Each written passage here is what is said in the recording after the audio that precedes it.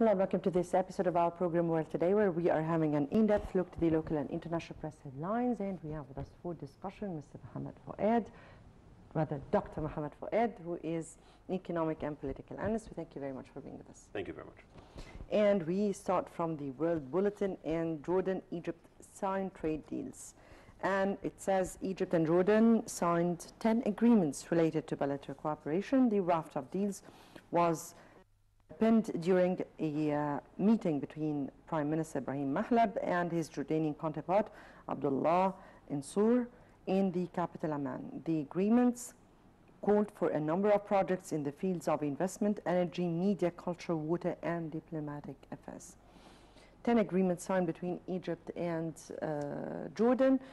Also, a piece of report that was not really mentioned here, that Prime Minister Mahlab spoke with his Jordanian counterpart on the status of the Egyptian labor who are working in Jordan.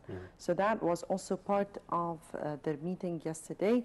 The significance of such agreements and the significance of this step for the Egyptian economy.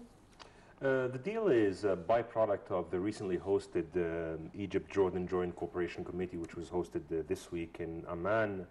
I think this further boosts the cooperation between Egypt and Jordan. Currently, we see that the trade exchange between Egypt and Jordan sits at around $732 million per year. Also, the investments of the Jordanian companies in Egypt amount to about $500 million invested in Egypt, and vice versa. Egyptian companies have invested about $300 million in Jordan. So I think it will further boost the cooperation between the two nations. Also will advance a lot of discussions which has been held on the cooperations in projects such as electricity, which is one of the largest projects which are being discussed. Yes, very much indeed. The Daily Star and Libya government warns aggression will be met with force. And it says the armed forces of Libya's recognized government warned they would react to any aggression against the state, a day after the Prime Minister escaped an assassination attempt.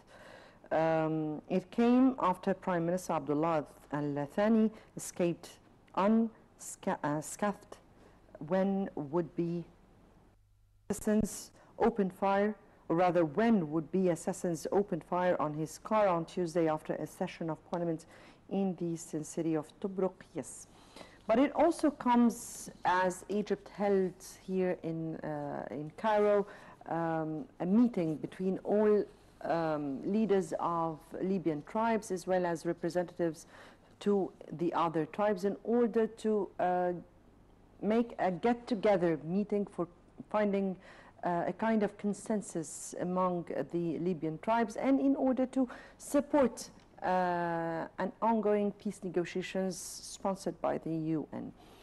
An assassination attempt in Tobruk, that is quite an escalation, and at the same time, in parallel, a meeting that was hosted here by Cairo. So we're speaking, if we spoke about both or highlighted both, how do you view, or how can we describe the whole scene? I think time is running out. Time is running out for Libya to find a political solution for what's happening, because the current government mandate will end in October. So I think a lot of the existing parties are trying to play the clock to push a chaos scenario in place.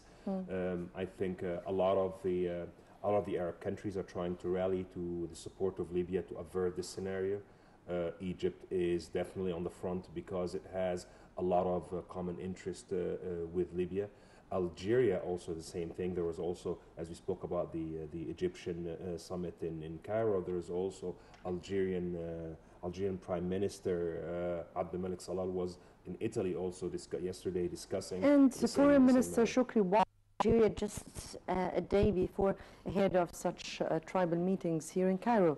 Absolutely. They're trying to rally all the neighboring nations to get some pressure to get the situation to advance, because as we said, and I quote the Prime Minister Abdelmalek Salal from Algeria, he said, if October comes and the situation remains as such, terrorists will remain in Algeria for terrorists will remain in Libya for a very long time. And even if you said it wrongly, but or wrongfully, but yes, and it would extend to Algeria as well. Absolutely, neighboring states will definitely pay the price. If we spoke about this meeting that was hosted by Cairo, and many people said that Egypt would have a great role in the Libyan aspect.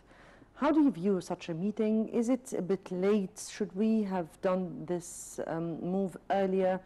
And do you think it's on the right path for supporting or boosting this UN peace dialogue sponsored by, of course, the United Nations? And at the same time, what is the position of the international community who are up till this minute are halting any kind of weapons or freezing any weapon aid to all parties in Libya? I think the U.S. has a rather will slightly step back from its role in the region, because it has indeed failed on several aspects to try to bring any resolution to Libya. The UN is very interested in the human portion of it, because 90% of all immigrants or illegal immigrants coming to Italy are now coming from Libya. So there is a human crisis which is brewing, which is also getting the EU to interfere into this. From both neighboring nations such as Egypt and Algeria, they have a vested interest to avert this particular situation. I think, to your point, that the role of the Egyptian government or Egyptian interference to mediate in this particular ordeal is definitely important. I think it's now time for the neighboring Arab nation to take a more of advanced role into resolving this conflict, because I believe, as I stated, the UN will be very interested in the human crisis part of it. The U.S. is totally out of it, and there's currently even discussions in the U.S. regarding a lot of the fumbles which have been done throughout this particular Libyan conflict. To the Daily Star, and Ethiopia's ruling party wins election landslide. And it says Ethiopia's ruling party and its allies have won an overwhelming majority in parliament in weekend elections. The country's elections board announced yesterday. The DF is in power in Africa's second most populous nation for over 2 decades. Were widely expected to secure a near clean sweep of parliament, and the outgoing chamber had just one opposition MP. Now, if we are speaking about the situation in Ethiopia, and I guess this win by the Ethiopia's ruling party, it means that that Ethiopians are very much satisfied with their leadership. Now, what is important for us is how will this reflect on the Egyptian-Ethiopian relations, particularly that there have been much better interrelations between Egypt and Ethiopia at this very recent times. It's absolutely true. The particular election was bailed as calm, peaceful, and credible by the African Union observers. So I think what this means is there's a continuation of the current administration in Ethiopia. And to your point, as of recent, there have been a lot of, let's say, improvement into the relationships since the signing of the framework agreement, followed by the Egyptian role, as we've spoken, I think, last week or the week before, to the freeing of the Ethiopian hostages from Libya. So I think Egypt and Ethiopia are now onto a new chapter of relationship, which will hopefully bring the water agreement to a than it was 2 years ago. Yes.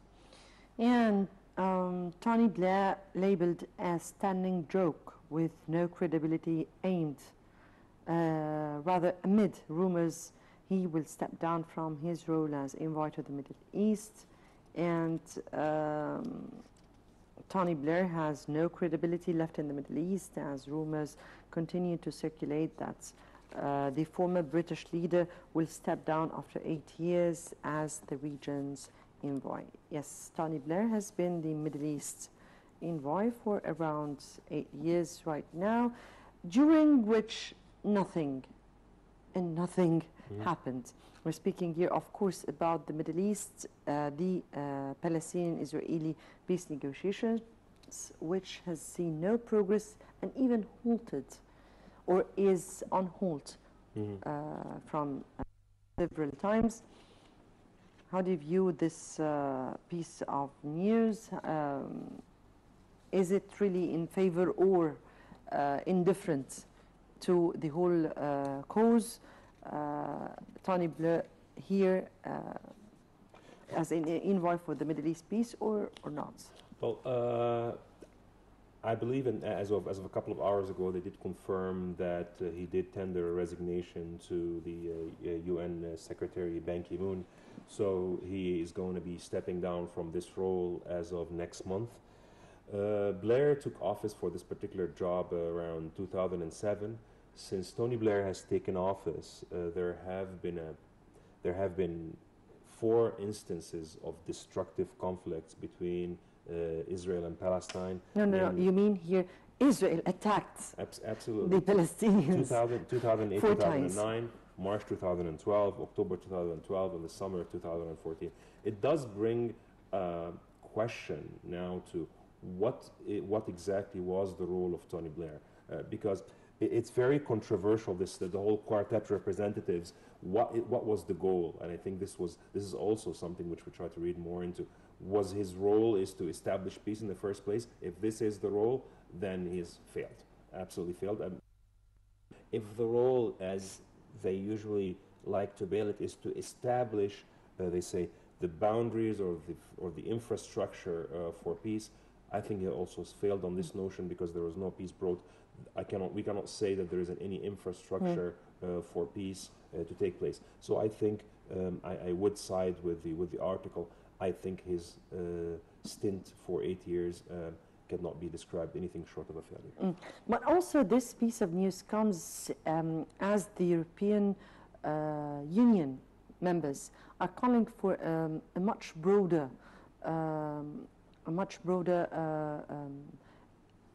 EU interference in the Middle East, or an EU role played by the European countries.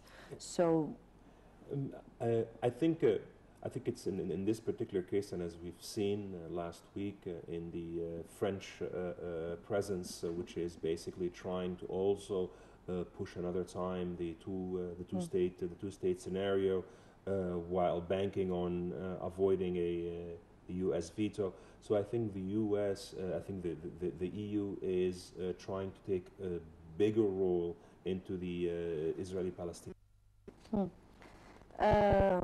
So does this give a significance that if Tony Blair was not the right choice as envoy, so he would be replaced or something of the sort by a French entity envoy, or another even national envoy? I think I think the entire role of the quartet, which Blair represented, is the one that comes here into question, because the role of the quartet, as stated, was not as much to bring around peace, but ensure an integration and an economical infrastructure which would help bring around peace. So I think there needs to be a reconfiguration of what the role is. I think the role of the EU currently is to basically foster the two-state solution, which been brought about since it's age old. It's almost about 30 or 40 years which we've been talking about the same thing. So I think the EU is trying to push for this. The role that Tony Blair has played remains very controversial as what exactly this particular role, but I think the role that the EU is taking currently is a role which needs to continue. Very much. Khalid, Times in video exposes division among Iran officials in nuclear talks, and it says that amid a new round of Iran nuclear talks, excuse me, Iranians have been captivated this week by a leaked video showing a vehement argument between a hardline lawmaker and the country's foreign minister. It says differing statements from Iranian officials over what's acceptable for Tehran at the talks with the six world powers have accompanied the negotiations since the start of international attempts nearly a decade ago to reach a diplomatic solution over Iran's contested nuclear program. Hardliners fear the negotiators are betraying Iran's interests by being too conciliatory, while moderates chastise their opponents for jeopardizing the talks with unrealistic demands. So there are two parties who are already opposing the ongoing negotiations, and both are putting so yes, the Iranian nuclear talks anyway has sparked a kind of, not just inside Iran, and this video showing this opposition or this division in tackling the issue, but it also sparked a kind of concern among the Gulf states, particularly the Arab Gulf and Egypt. I think this piece of news might be slightly overstating what is going on, because the jockeying between the hardliners, the hawks and the doves in Iran has been going on for decades. But on this particular issue, as you've stated, it becomes of very particular interest to the Middle East future.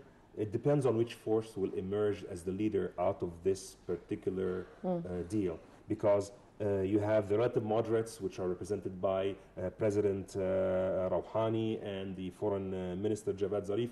They have been they're very moderate. They're basically want to see Iran go further as a more of a modern state, while you have the other, which are veiled conservative, which a lot of the Middle East countries are fear that if those parties were to be in power, that Iran might be in the business of exporting instability into the region. So I think this is the vested interest that a lot of the neighboring Middle East countries have. But here the situation in Iran is very much complicated.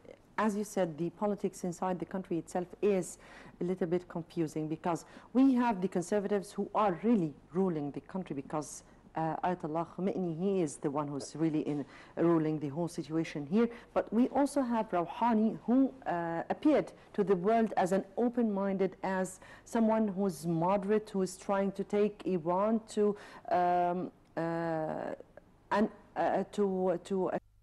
openness to the world, more to show that he really wants to cooperate and all this. But at the end of the day, who would win? It's interesting. It remains to be seen. I think this piece of news simply gives us a glimpse into an issue which is always neatly put under the surface. But it's interesting that this leak, because I think they're now trying to press charges against who leaked this video, because Iran or the administration is trying to project itself as it is unity, everything is going fine, while however there is this particular interesting scuffle between so it could really go both ways. It could really go both ways, and whichever party would win. But it's interesting to know of this existing conflict which is taking place, and it's interesting also that the output of this conflict will very much impact the policies of Iran in the region. Or rather, on the policies of the Gulf and Egypt. At large, absolutely. Yes. Unfortunately, our time is out. I have to end it here. Dr. Mohamed Fouad, economic and political analyst, we thank you very much for being with us. Thank you. And dear viewers, many thanks for watching. Stay tuned for the top stories coming right after this program.